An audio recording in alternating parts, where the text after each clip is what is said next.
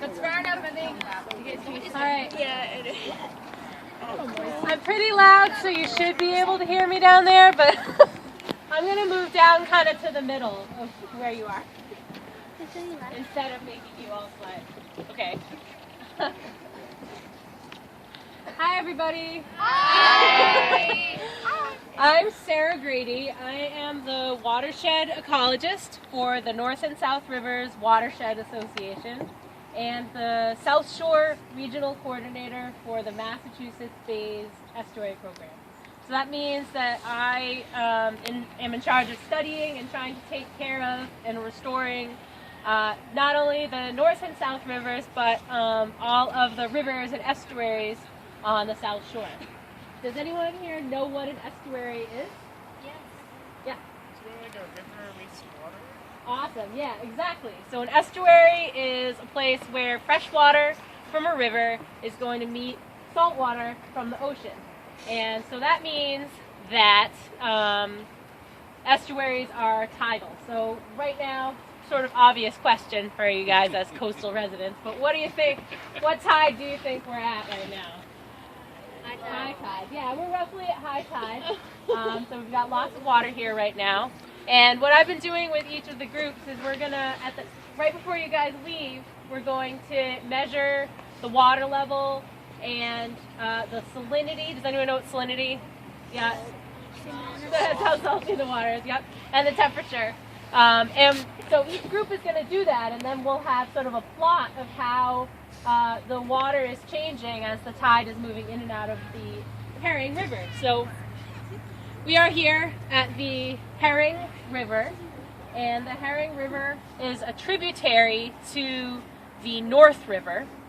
The North River runs out to the ocean down there between Hummerock and the main part of Scituate, so between 3rd and 4th cliffs, and then runs up inland where it splits into two tributaries to the headwaters. There's the Indian Head River, which runs up towards Hanover, and the Herring Brook, which runs up towards Pembroke. Now, so we have the Herring River, we have this Herring Brook up in Pembroke. We also have the First Herring Brook in Scituate, the Second Herring Brook in Norwell, and the Third Herring Brook between Norwell and Hanover. So, what do you think might be an important ecological resource to the North and South Rivers? Herring. Herring. So, herring are what's called an anadromous fish. And that is a big word that essentially just means that they live as adults in the ocean and migrate into fresh water to spawn, to lay their eggs. And so every spring we have herring that come into the North River, and they're looking for fresh water to lay their eggs. And we have two different kinds of river herring. We have blueback herring, which like to lay their eggs sort of in flowing water, so kind of still in the streams. And then we also have alewives, which like to lay their eggs in ponds. If you've ever taken the Red Line to or from Cambridge, you know that station there is called Alewife Station, and it's named after that particular kind of herring. So one of the things that I do with my job is to try to help those herring get where they need to go and try to have the water quality on their journey and when they get where they're going to be as great as it could possibly be. What are some things that might keep those herring from getting where they need to go? Yeah, over there. Sure, I mean that could affect the water qualities, but really what we're talking about, yeah. Boats? Boats? Boats? Not well. That's sort of a whole other issue with at sea catch of herring, but Dams? dams, yeah, exactly. So we've got quite a few dams, 300 dams in our watershed alone. That's correct, right? 62? 62, 3,000 in the state of Massachusetts. It's early. That's a lot of dams to work on. No, 62 in our watershed, 3,000 in the state. And so we're trying to get those fish past those dams in some way, shape, or form. For the First Herring Brook, where it's a little bit of a complicated issue because we can't just take out those dams. Do you guys know where your water comes from? There's kind of a hint. Yeah. It comes from the pond up there, right, exactly. So that is part of the First Herring Brook, that Green Bush or Old Oaken Bucket Pond. And it's also where the water gets withdrawn for your drinking water.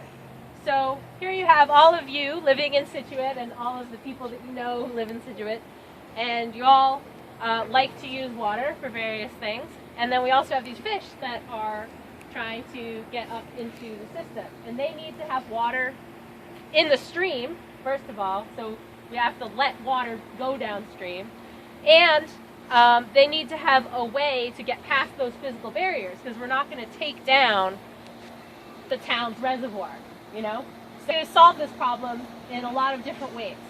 So first of all, we've been trying to help actually improve fish passage at those two dams. So we've been doing things like putting weirs in, which will help concentrate the flow so the fish can swim up, and trying to make improvements so that the water can actually flow down those fish ladders.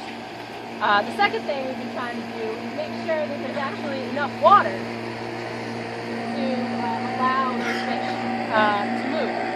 So the town has kind of this operational plan that they use where they release appropriate amounts of water downstream. It used to be about a decade or so ago that when the town needed water, they would just sort of crank open the reservoir and the big burst of water would come down and go to Old Oaken Bucket to get sucked out into the plant. Now, instead of sending it all at once, it gets metered out slowly, and so there's always water in the stream. We also have helped the town implement an irrigation system. So if someone has an irrigation system, they use it once a week during the summer. And it turns out that just making that change has saved the town about 350,000 gallons of water each day. And just to put that in perspective, the town uses about 1 million gallons per day in the like this time of year, and maybe closer to 2 during the summer. So that's a big amount of savings, and then that water can be used to maintain the habitat and also provide sort of a buffer in case the town has an emergency. So does anybody have any questions about that particular project? Yeah. Do you have to measure like different things about water? Do you have to measure what you can see? Measure like the water quality and things like that? Like The visibility? Yeah, so that's one of the things that we look at when we're looking at the water quality. So that would be turbidity. It's kind of how turbid or how clear the water is. The main issues, other than maybe perhaps turbidity, that we have with water quality in the rivers come from bacteria. And that bacteria comes from stormwater pollution. So when it rains, it falls on hard surfaces like roads and roofs, and it brings along with it all different kinds of pollution. If you think of some things that might get caught up in stormwater, yeah. Fertilizer, yep. Any other ideas? What do we see a lot of people doing around here?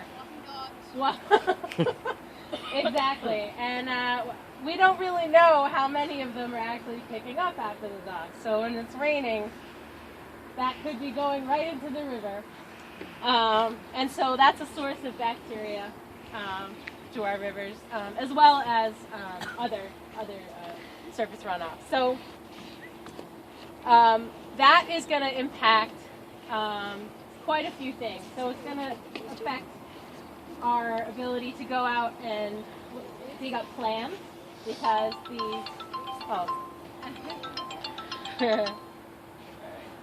my mom.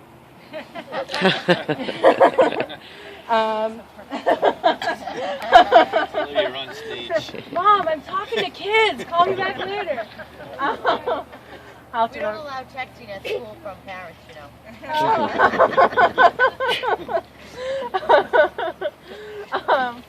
All right. So anyway, one of the things that the Watershed Association has been trying to do over the past many decades is try to clean up the rivers so that we can have our shellfish beds open longer and also have more area of shellfish beds open. And we've managed to succeed at that pretty well. The North River has seen quite a few acres, I think about 50 acres open within the past decade or so from Damage Point up to the Three-Aid Ridge. And we also recently opened up with Division of Marine Fisheries, opened up the South River in the area closest to the mouth of the rivers. So now people can go shell fishing in the North and the South rivers. We've also managed to sort of open up more time for each of those shellfish beds to be open. So it used to be that you could only shellfish on the North River when temperatures were very, very cold, because that doesn't encourage bacteria to grow when we have colder water. But slowly but surely we've been able to expand the amount of time that the shellfish beds are open. So now they're pretty much only closed in the warmest water months, so during the summer and then the early part of the fall. So they're opening actually tomorrow. And we're going to be having a shell fishing event this weekend. So, so that's very exciting for us to be able to not only do something that helps protect the ecology of the rivers, but also, helps people enjoy the rivers more, because people can now go out and dig up plants, and that's very exciting. So now We're running out of time. Now we're gonna do a little water quality here. So I've kept this in since the last group, and let's see, so we got 953 here, and our salinity is 29.9, and so that is close to ocean salinity, which is usually about 30 to 32. The last group had 29.5. You have 29.9. So the salinity is going up. Is the tide coming in or going out? Yeah, exactly. And the temperature, 11.2 for the last group, 11.1. So again, we have colder ocean water that's coming in here. And the water level for the last group was 4.9. And for you, it's 5. It's about 4.92. So it went up just a little bit, but we know that it's coming in because of that water quality. So we'll let you know at the end how this has changed as the tide has come in and gone out. All right, enjoy the. Are you going up there now, or are you going on a bus? We're going to get on the bus. All right. Well, enjoy your next stop. Thank you. Thanks. Thank you all.